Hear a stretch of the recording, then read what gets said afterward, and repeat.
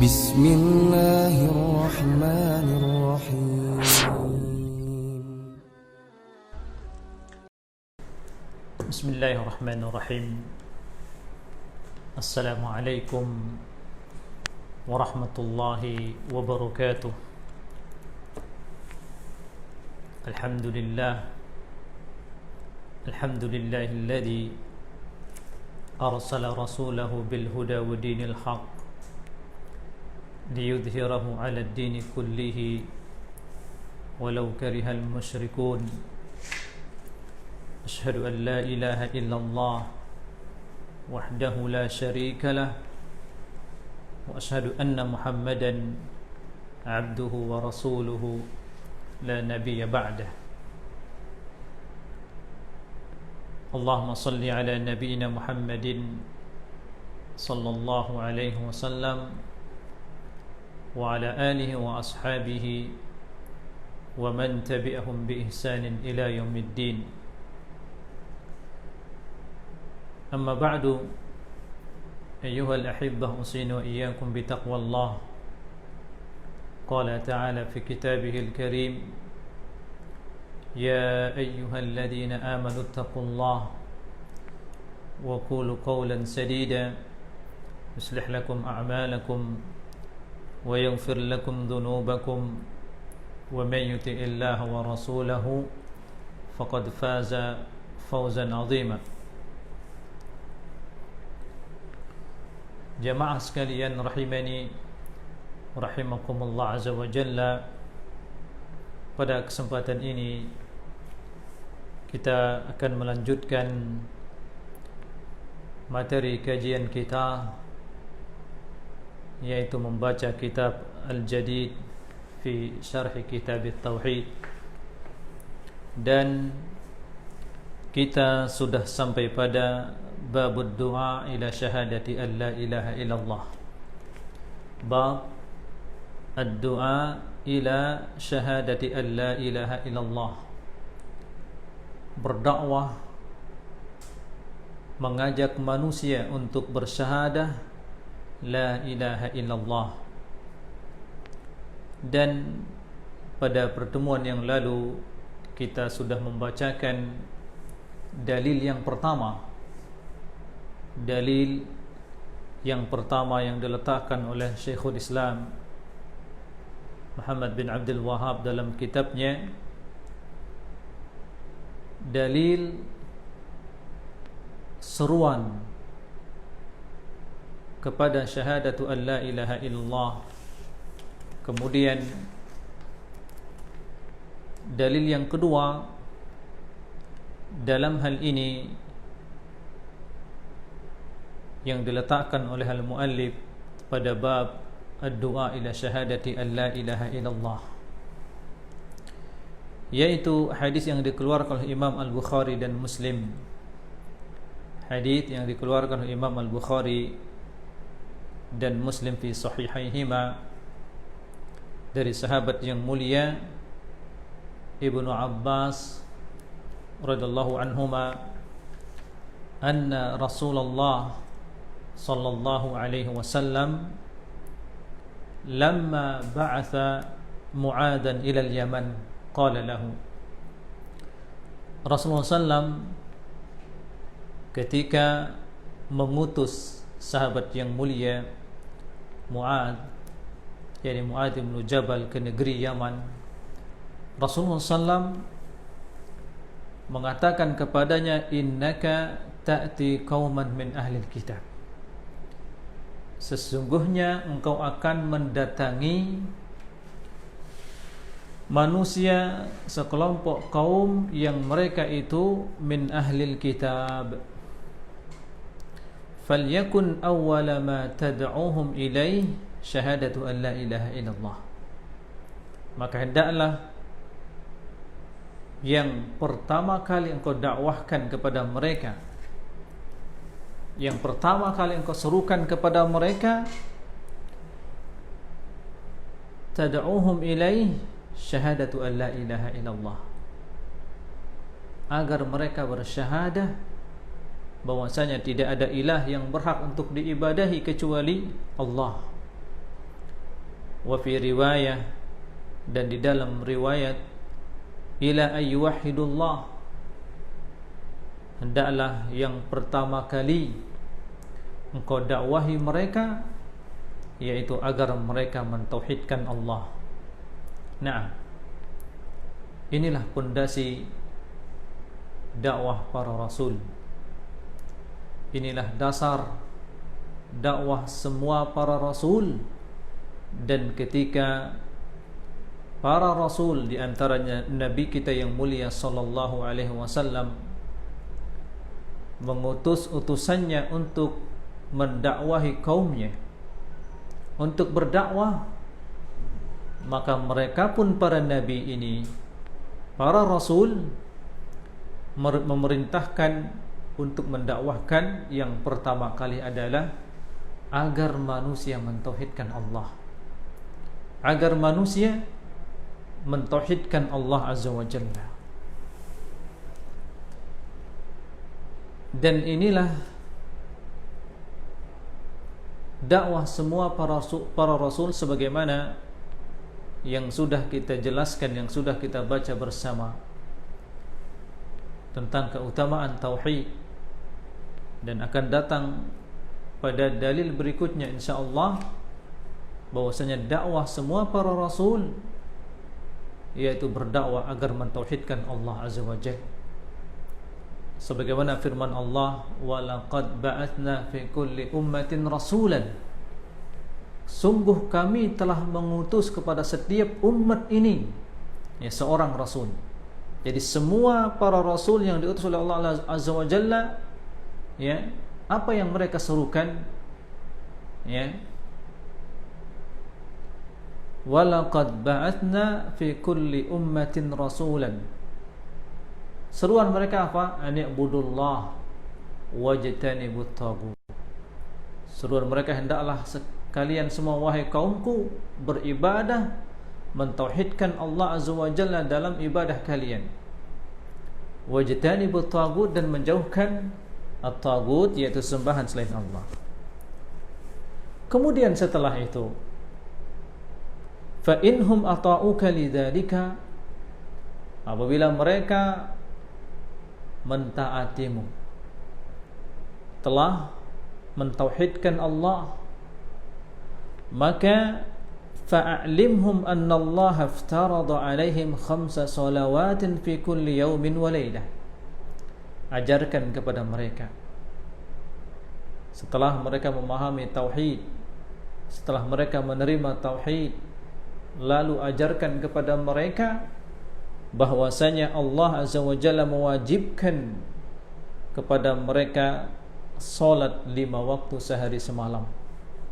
Lihatlah jamaah, datang kewajiban salat yang 5 waktu ini ba'da syahadati an la ilaha illallah wa anna Muhammadan Rasulullah.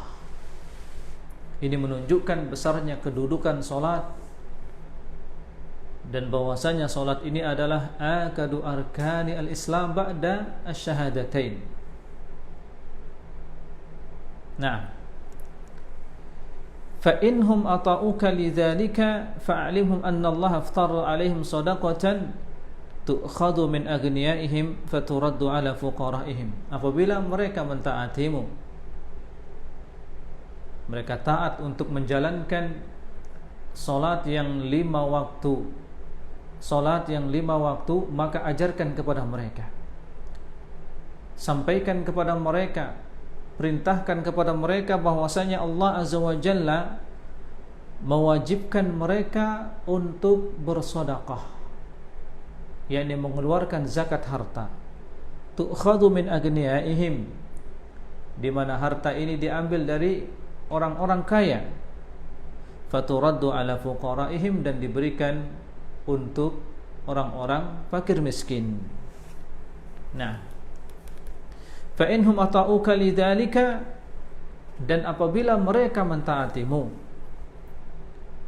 untuk mengeluarkan zakat hartanya, fa iyyaka wa karaima amwalihim, maka jauhilah olehmu mengambil harta-harta mereka yang paling bagus, wattaqi da'watal mazlum, dan takutlah engkau ya dengan doanya orang yang dizalimi. Fa innahu laisa bainaha wa bainallahi hijab, karena sesungguhnya doa orang yang dizalimi ini tidak ada antara dia dengan Allah Azza wa Jalla hijab, penghalang. Nah, jamaah yang dimuliakan oleh Allah Azza wa Jalla, di antara faidah kita perhatikan jamaah yang sangat penting di sini. Di antara faidah besar dari hadis ini, lihatlah urutan arkanu al-Islam. Lihatlah urutan di sini bagaimana dakwah yang diperintahkan oleh Rasulullah SAW kepada Mu'adz ibnu Jabal. Pertama tentang tauhid. Dakwahi mereka agar mereka bersyahadah an la ilaha illallah wa anna Muhammad Rasulullah. Dakwahkan atau dakwahi kepada mereka ya untuk mentauhidkan Allah Azza wa Jalla. Faedah yang ingin kita sampaikan jamaah bahwasanya siapa yang sudah benar tauhidnya, siapa saja yang sudah mengenal Allah Azza wa Jalla dengan benar, siapa saja yang betul-betul memahami nama-nama Allah dan sifat-sifat Allah Azza wa Jalla, siapa saja yang telah memahami tauhidur rububiyah, kemudian tauhid al-uluhiyah, kemudian tauhidul asma wa sifat, maka lihatlah perintah berikutnya, sampaikan kepada mereka bahwasanya Allah Azza wa Jalla mewajibkan kepada mereka mengerjakan solat 5 waktu sehari semalam.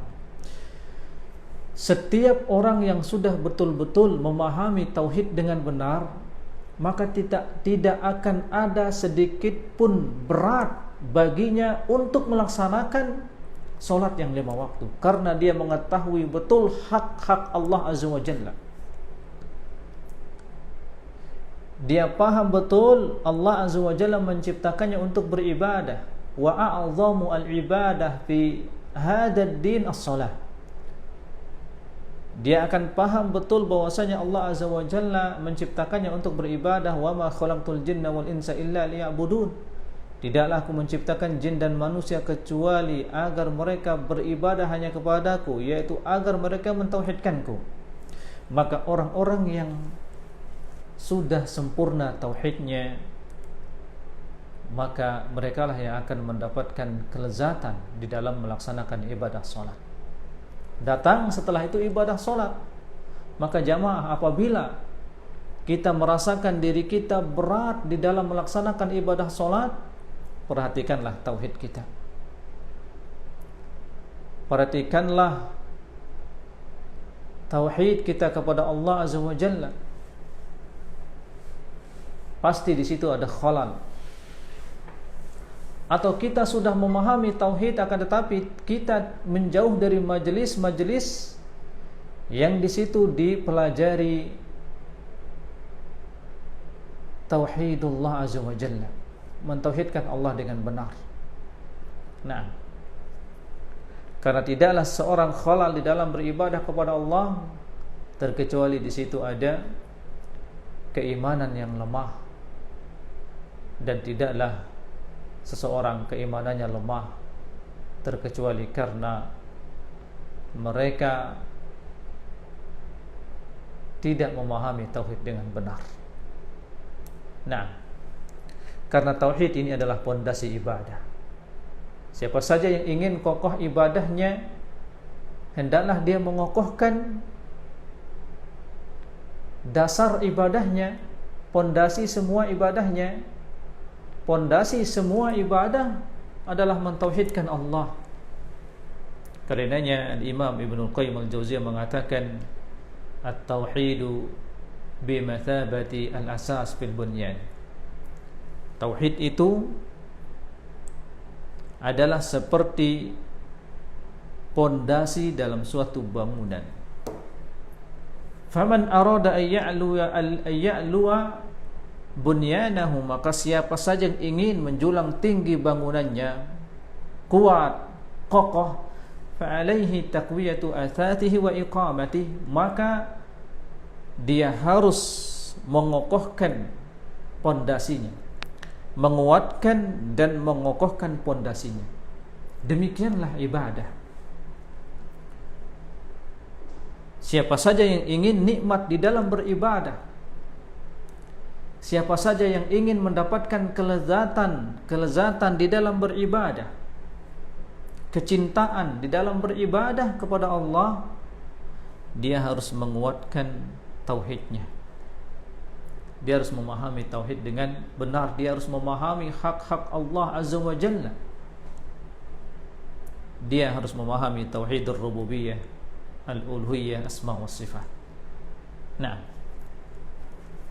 kemudian setelah itu ibadah berikutnya, salat, zakat, puasa akan ringan baginya, karena dia telah mengetahui dengan benar hak-hak Allah Azza wa Jalla. Nah,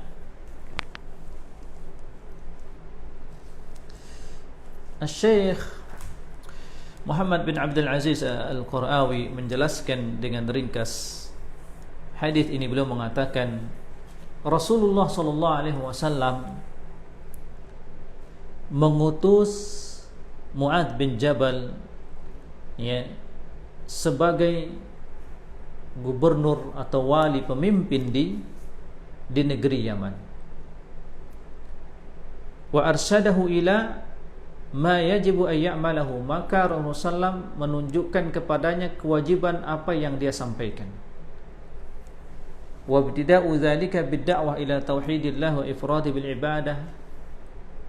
Amal, kewajiban pertama kali yaitu hendaklah dia berdakwah kepada tauhidullah, mendakwahi penduduk Yaman, orang-orang ahlul kitab, agar mereka mentauhidkan Allah Azza wa Jalla di dalam beribadah. Apabila mereka telah menerima dakwah ini, maka hendaklah engkau, kata Rasulullah SAW, mengabarkan kepada mereka bi'aujabil wajibat ba'da tauhid, kewajiban yang paling wajib setelah tauhid, yaitu as-shalah wa zakah, salat dan mengeluarkan zakat harta. Apabila mereka telah mengerjakan ini, fa inna alaihi ayyura'iya fihim janibal adl, maka orang-orang yang kau tugaskan untuk mengambil harta mereka, maka hendaklah mereka memperhatikan keadilan. Fala yadurruhum bi akhdhi khiyari amwalihim, jangan sampai memudaratkan mereka dengan mengambil harta-harta yang paling bagus dari harta mereka, karena yang demikian itu adalah kezaliman. Wa dzalika mimma yastatiruhum fayad'una alaihi, yang demikian ini bisa menyakiti mereka dan kemudian mereka merasa dizalimi dan mendoakan keburukan, kecelakaan bagi orang-orang yang mengambil hartanya atau mengambil zakat hartanya. Wa da'watul madhum la turad, dan doa orang yang dizalimi ini tidak tertolak. Nah, jamaah yang dimuliakan oleh Allah Azza wa Jalla, beberapa faidah dari hadis kisah bagaimana Rasulullah SAW memerintahkan kepada Mu'adz bin Jabal ketika Rasulullah SAW mengutus dia sebagai wali, sebagai pemimpin di negeri Yaman. Pertama, awwalu ma yabda'u bihi ad-da'iyah tauhidullah ta'ala. Yang pertama kali dengannya seorang dai memulai dakwahnya adalah apa? Tauhidullah ta'ala, menyerukan manusia agar mentauhidkan Allah. Yang kedua, faidah dari hadis ini, at-tadarruj fid da'wati wal bada'atu bil ahammi fal aham. At-tadarruj fid da'wah, hendaklah seseorang berdakwah itu dengan bertahap. Jadi ada tahapan di dalam berdakwah. Maka tahapan yang pertama yang dimulai dengannya seorang dai berdakwah, ayyabda'u bil aham, hendaklah dia mulai dengan dakwah yang paling penting. Maka dakwah yang paling penting di sini apa dari hadis ini? Da'watun nas ila tauhidillahi azza wa jalla. Mendakwahi manusia untuk mentauhidkan Allah. Fal aham, kemudian setelah itu mendakwahkan kepada yang lebih penting berikutnya. Nah, faedah dari hadis ini yang ketiga, fardiyatus shalawatil khams. Dalil tentang wajibnya solat yang 5 waktu. Sebagaimana hadis Rasulullah SAW, fa'alimhum annallaha aftarada, kabarkan kepada mereka sesungguhnya Allah Azza wa Jalla mewajibkan, ya, iftarada alaihim 5 salawatin fil yaumi wal lailah. Dalil hadis ini sebagai dalil bahwasanya salat yang 5 waktu itu wajib, dan ini diantara ilmu yang darurah. Hampir semua kaum muslimin mengetahui bahwasanya salat yang 5 waktu itu adalah wajib. Faedah yang keempat dari hadis ini, anna salatal witri laysat biwajibah. Salat witir, salat witir yang merupakan penutup semua salat, ya, salat witir ini tidaklah biwajibah, tidak wajib. Nah, kemudian faedah yang kelima, fardiyatuz zakah. Hadis ini sebagai dalil tentang wajibnya zakat harta. Wajibnya seorang mengeluarkan zakat hartanya. Kemudian faedah yang ketujuh dari hadis ini, annal fuqara min ahli zakah. Bahwasanya orang-orang fakir itu adalah min ahli zakah, yakni orang-orang yang berhak untuk menerima zakat. Kemudian dalil yang ke-8 atau faedah yang ke-8 dari hadis ini, jawazu daf'iz zakah kulliha lisinfin wahidin minal asnafis thamaniyah. Bolehnya seseorang mengeluarkan zakat hartanya, dia berikan kepada satu macam saja dari orang yang berhak menerima zakat ini. Misalnya dia memiliki zakat harta 30 juta. Boleh baginya untuk memberikan 30 juta ini semuanya kepada orang fakir miskin. Nah, jawazu daf'iz zakah kulliha lisinfin wahid. Boleh mengeluarkan zakat itu semuanya, ya, bagi satu jenis orang yang berhak menerima zakat. Ya, dari 8 orang yang berhak menerima zakat. Boleh dikeluarkan bagi satu jenis saja, misalnya orang miskin saja. Nah, kemudian faedah yang ke-9, Syekh menyebutkan la yajuzu ikhrajuz zakah min baladiha illa idza udima al-fuqara fiha. Tidak boleh mengeluarkan zakat ini dari negeri tempat tinggal, ya. Illa idza udima al-fuqara fiha, terkecuali di negeri itu tidak ada orang fakir. Apabila di negeri itu tidak ada orang fakir, maka baru boleh zakat ini diberikan ke penduduk yang lain, ke negeri yang lain. Kemudian faedah yang ke-10 dari hadis ini, la yajuzu daf'uz zakah lil aghniya, tidak boleh mengeluarkan atau memberikan zakat bagi orang yang kaya. Yang ke-11 faedah dari hadis ini, tahrimu akhdhiz zakah min khiyaril mal wa innama yu'khadhu al-wasat. Diharamkan ini bagi orang yang bertugas mengambil zakat, ya. Tidak boleh dia mengambil harta yang paling bagus yang dimiliki orang yang mengeluarkan zakat. Misalnya seorang dia mengeluarkan zakat harta dari kambingnya, lalu dia mengambil dari kambingnya yang paling bagus-bagus, yang gemuk, yang paling bagus. Tidak boleh. Akan tetapi wa inna ma yukhadul wasat, dia ambil yang pertengahan saja, ya, tidak yang paling bagus dan tidak juga yang paling jelek. Nah, pada hadis ini di antara faedahnya adalah tahrimudz zulmi bi jami' anwa'i. Diharamkan melakukan kezaliman dari semua bentuknya. Jadi bagaimanapun tetap kezaliman itu dilarang. Ketika seorang mengambil zakat harta, petugas yang mengambil zakat harta atau yang diamanahkan kepadanya zakat harta, dia tidak boleh meminta zakat harta itu yang dari yang paling bagus. Nah, kemudian dalil yang faedah yang ke-13 dari hadis ini, istijabatu da'watil madlum in kana fajira. Diijabahnya doa orang yang dizalimi walaupun dia adalah seorang yang fajir, seorang yang fasik. Jadi hati-hati. Ya, hati-hatilah manusia melakukan kezaliman. Karena doa orang yang dizalimi itu mustajab walaupun yang dizalimi adalah orang yang fasik, orang yang fajir. Nah, kemudian jamaah, apa munasabah hadis ini diletakkan oleh al-muallif pada bab ad-da'watu ila syahadati la ilaha illallah? Syekh menjelaskan, haitsu dallal hadits ala anna awwala ma yabda'u bihi ad-da'i. Hadis ini menunjukkan bahwasanya yang pertama kali yang dengannya seorang dai mulai dakwahnya ad-da'watu ila syahadati alla ilaha illallah.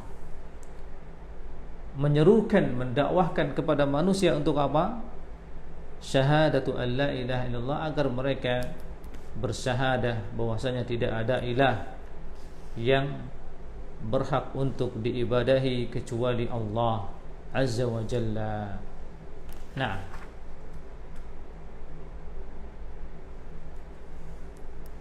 jamaah yang dimuliakan oleh Allah Azza wa Jalla, inilah dalil yang kedua yang diletakkan oleh al-muallif pada bab ad-du'a ila syahadati alla ilaha illallah, bab yang mengenai tentang seruan kepada syahadati alla ilaha illallah. Kita lanjutkan insyaallah pada dalil berikutnya. Wa sallallahu ala nabiyyina Muhammad wa ala alihi wa sahbihi wa sallam. Wassalamu alaikum warahmatullahi wabarakatuh.